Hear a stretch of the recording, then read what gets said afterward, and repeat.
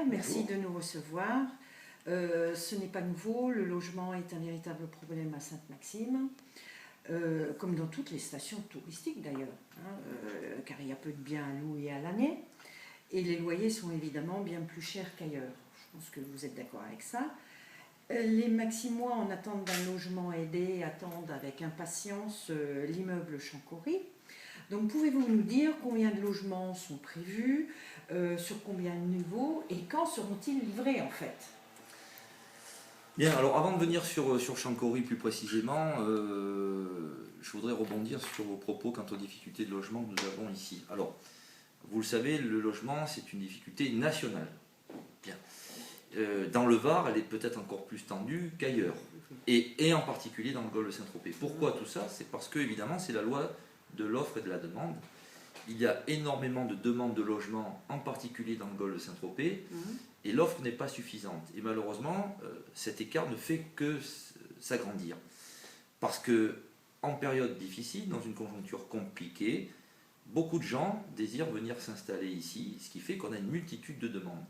Et plus il y a de demandes, plus les propriétaires profitent de ces demandes-là pour augmenter leur prix, puisqu'ils peuvent aujourd'hui louer à n'importe quel prix. Bien. Ça, c'est le logement privé. Mais quelles sont les possibilités pour les communes? Il n'y en a pas beaucoup. Il y a des programmes de logements sociaux qui sont existants et d'autres que nous pouvons créer, que nous sommes en train de créer. Mais il faut savoir que pour bénéficier d'un logement social, il y a des conditions de ressources maximales, des plafonds de ressources, et il y a des critères d'attribution, de priorité, notamment des critères d'ancienneté. Aujourd'hui, à Sainte-Maxime, il y a une liste d'attente de 7 à 800 familles pour obtenir un logement social. C'est énorme. C'est énorme. Il y a des critères de priorité, il y a des critères de priorité sociale. Un exemple, un couple qui est dans un appartement aujourd'hui qui désirait obtenir un logement social, évidemment ne sera pas considéré prioritaire par rapport à une famille avec 3 enfants dont le mari bénéficie du RSA, n'a pas de travail, l'épouse également, et qui est dans une situation sociale dramatique. Et elle va pouvoir bénéficier de la nouvelle loi qui a été mise en place il y a quelques années, le droit opposable au logement, qui va lui donner une priorité sur les attributions de logement. Nous-mêmes, communes, nous siégeons à la commission d'attribution de logement avec le bailleur social, qui a Saint-Maxime en majorité et Var Habitat, et la préfecture. Chacun étant réservataire d'un tiers des appartements dans une résidence. Nous essayons à chaque fois de proposer les demandes issues de Sainte-Maxime, mais on n'est pas à l'abri d'avoir un appartement dont la préfecture est réservataire, qui est attribué à des gens qui sont en extrême difficulté et qui peuvent venir d'ailleurs. Ça, c'est une difficulté qui est souvent soulignée. Alors, nous avons engagé ce programme à Chancory parce que nous estimons qu'il est nécessaire de faire des logements sociaux. Il y aura donc 20 appartements, c'est un R+2, et il y a des magasins dessous. Nous sommes actuellement sur d'autres programmes, au Kiadou, au Moulin, pour lesquels nous nous battons sur les aspects réglementaires environnementaux pour développer de la construction, pour y faire des logements sociaux et soutenir l'économie locale, puisqu'il y aura d'autres types de logements.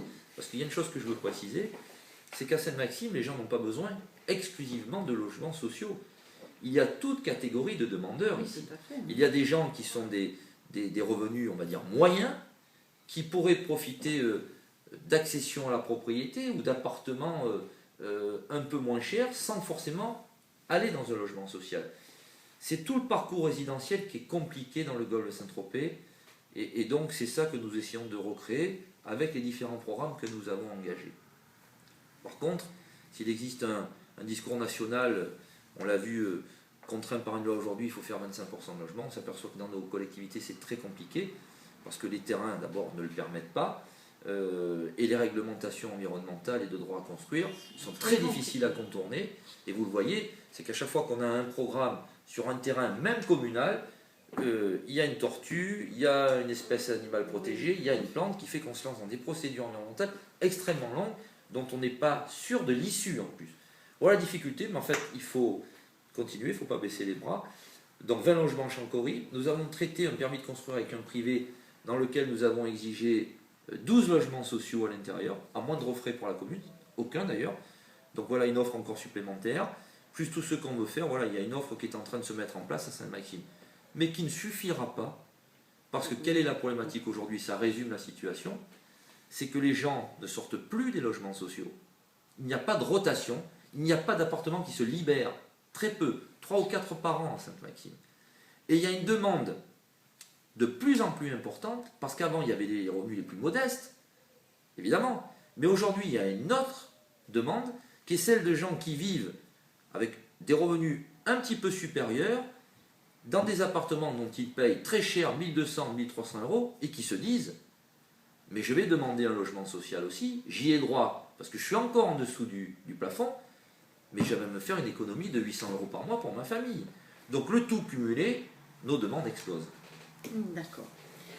Donc, oui, vous l'aviez d'ailleurs évoqué à certaines réunions de quartier, ces contraintes qu'il y a environnementales, justement, au niveau des collines, etc., des risques aussi, des risques majeurs qui touchent notre commune. Et les Maximois sont très attachés à leur qualité de vie, à leur environnement.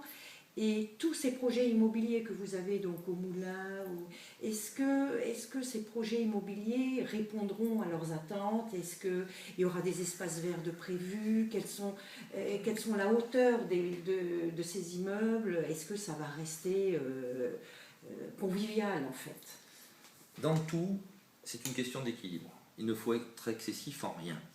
Vous savez quel était mon engagement politique contre l'urbanisation à outrance à Sainte-Maxime, chose oui. que nous avons complètement enrayée, et vous le voyez, nous nous consacrons nous essentiellement à l'embellissement de notre commune. Ceci étant dit, il ne faut pas stopper son développement, il est nécessaire à la fois économiquement et socialement. Et donc, développer des projets d'urbanisation dans des secteurs appropriés, tout en respectant des règles d'environnement, afin que nous ne fassions pas tout et n'importe quoi. Donc les projets que nous avons, si je parle par exemple des Moulins, au-dessus du carrefour Gibès, voilà un quartier que nous aimerions développer, parce que le terrain en lui-même ne présente pas d'intérêt particulier, ce n'est pas un espace boisé remarquable, des secteurs vraiment à préserver, mais là nous voulons y réaliser des petits hameaux, tout en privilégiant aussi des espaces verts, mais en rendant possible du logement social, du parcours résidentiel classique, de la villa, pour que tout le monde y trouve son compte, parce qu'il ne faut pas oublier non plus qu'on a besoin que des entreprises trouvent du travail. Et le bâtiment, c'est un secteur important ici. Mais jamais d'excès. Jamais d'excès. Les gens, et ils sont de plus en plus attachés, vous l'avez dit, leur qualité de vie. Alors on ne peut pas vouloir tout et son contraire. Les Maximois sont attachés à leur qualité de vie. Ils me disent, on a besoin de logement. Et aucun maire ne saurait faire du logement sans faire de construction. Ça n'existe pas. Donc, mais il faut être équilibré. Je crois que c'est la règle d'or en la matière. D'accord. Bien. Donc, écoutez, nous vous remercions pour cette interview. On profite de cette occasion peut-être pour vous inviter à notre pique-nique champêtre du 7 juillet. J'ai reçu votre invitation. Je ne me suis pas encore inscrit, mais je vais le faire. D'accord. Voilà. Merci beaucoup, monsieur le maire. Bonne soirée. Merci.